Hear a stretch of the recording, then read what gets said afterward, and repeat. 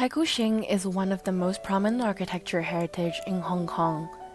Located in the eastern part of Hong Kong Island at Kuri Bay, Taikoo Shing is private residential development owned by the Swire Group. Before the development, Kuri Bay was used as an industrial area mainly for land-extensive industries such as ship repairing and sugar refinery. However, this changed in the 1970s when the oil crisis drove up the oil price as well as the cost of navigation, and Hong Kong saw a huge decline in dockyard and the shipping industry.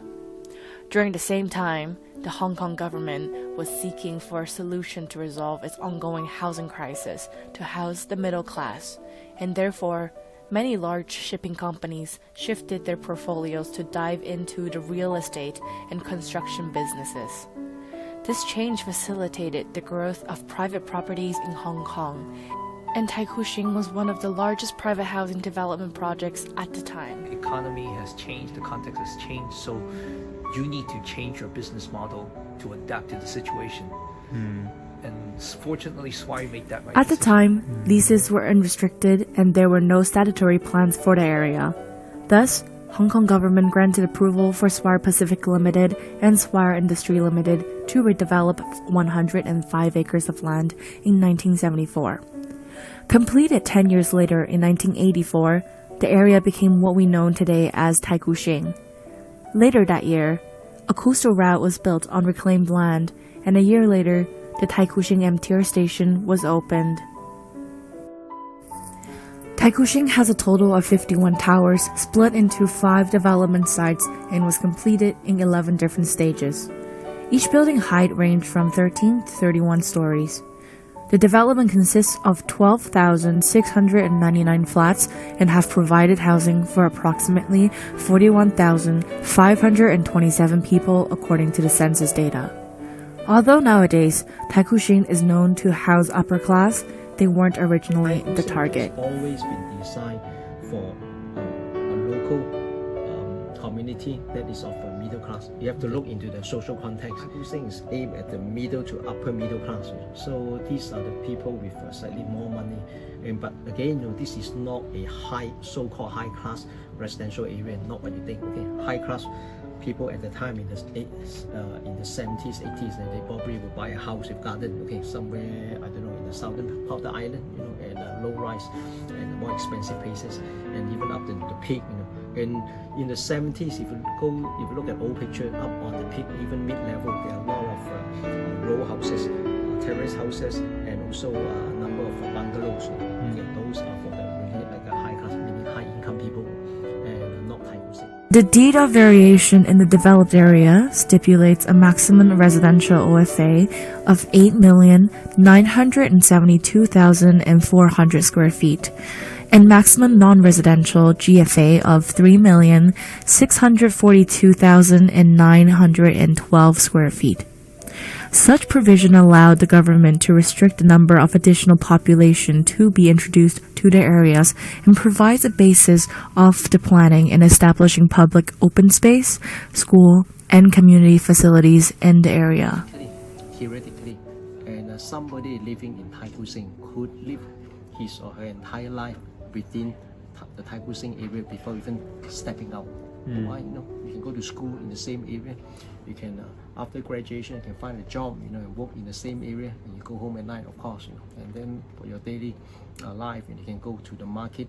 Taikoo Shing's vertical expansion of residential buildings, as well as its cruciform form of the buildings, have a great amount of heritage significance, as it echoes the one of Le Corbusier's, who is one of the most influential architects in the 20th century.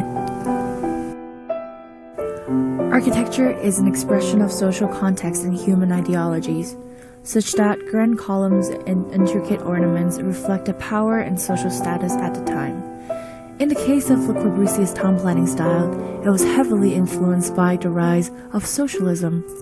Socialism emphasized the importance of working class and equity in the society. After the mass destruction in France caused by the First World War, a habitation law was passed to build around 500,000 homes on a low budget.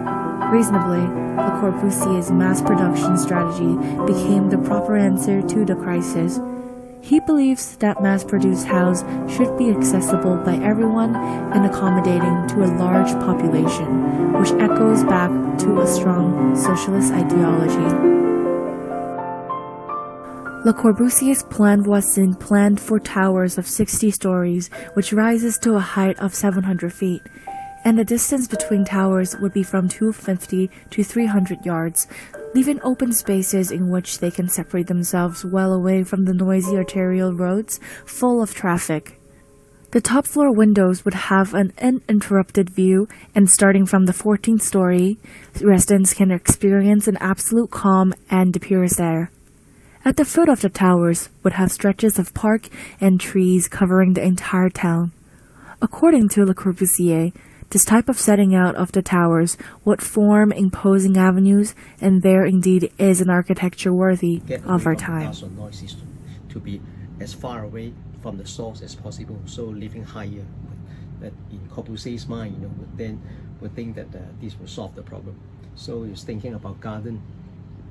And at the high level, so the podium garden, which is also his idea, Corbusier's idea. Le Corbusier's vision sees that the vertical expansion of buildings allows for more open spaces on the ground floor, which can ensure a higher quality of living. Similarly, the Taikushing development clearly adopted several aspects of the plan, one of which is utilizing the vertical expansion for an effective use of land and ensures profit maximization. Towards the new architecture, reasons for adopting the new architecture style: cruciform and diamond-shaped towers and internal layout of podium design.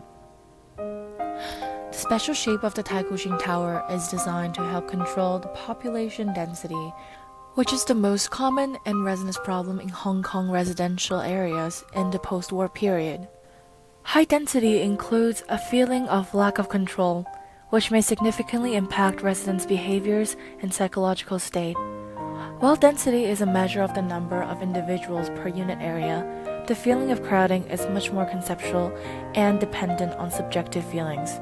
Some characteristics of the environment which may lead to high perceived densities are tight and intricate spaces, large building height to space, many signs, many lights, and high artificial light levels, many people visible, most man-made, high noise levels, many cars, high traffic density and much parking, tall buildings, high levels of attractive stimuli, presence of non-residential uses in residential areas, social interaction levels. That being the case, high land value also accounts for small size of living units.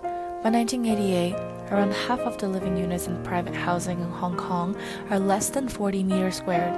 However, Taikushing has a living space of more than 40 meters squared. In order to minimize psychological and environmental problems caused by high density, Taikushing Towers adopted Le Corbusier's designs to be in shape of cruciform and diamond. Also, it possesses internal layout and podium design. Internal layout and podium design. Moreover, the concrete jungle effect of this type of high-density residential establishment are consciously avoiding by allowing an open space on different levels of tower with landscaping and different facilities such as pools and artworks, children's playing areas, leisure and social neighborhood grounds created for the residents. Because of these podium spaces, inhabitants of Taikushing are not only integrated within their community, but also can be separate themselves from the traffic, especially with car parks, which are another big aspect that contributes to high perceived densities. The architect of the Taikushing project, Wong Tun and Partners, also known to have experience in the 99-tower Meifeng Sun Chong project in Kowloon, also made a remark that these features of the design best suit Hong Kong. The design of podiums under the residential towers in Taikushing was influenced by de Le Corbusier's idea of ground-level supporting columns, pilotis. The fact that podium raise free the space among the levels, provide space for parking, garden, or driveway. This reflects Le Corbusier's idea of machine-like efficiency, where land, people, and the building would work together optimally. Fredo also described that local adaptation of Le Corbusier's idea are visible in the podium of Taikushing. Taikushing is a self-contained miniature town. The zoning effect is created with the adoption of large podium under residential blocks, which differentiates different land uses, namely residential, commercial, recreational, and office. Incorporating them within the same area enables to cater different services for the community. According to Ho Yin, podium was not designed to reduce high density, but was actually adopted to allow sunlight penetration, as well as air ventilation through the distance between the residential blocks. Fredo guessed it might be an indirect effect generated by the separation of towers, as mentioned above.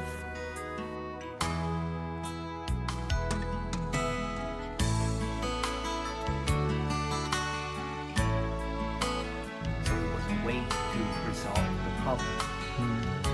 So kind of like in Hong Kong, where you have this problem when we don't have enough land.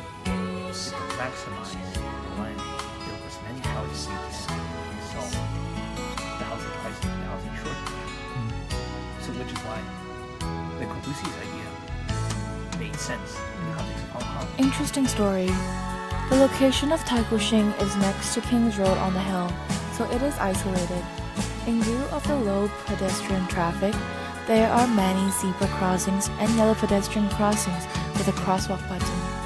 It is worth to mention that 2 colonial-style crossing buttons, which is called black box, are kept nowadays.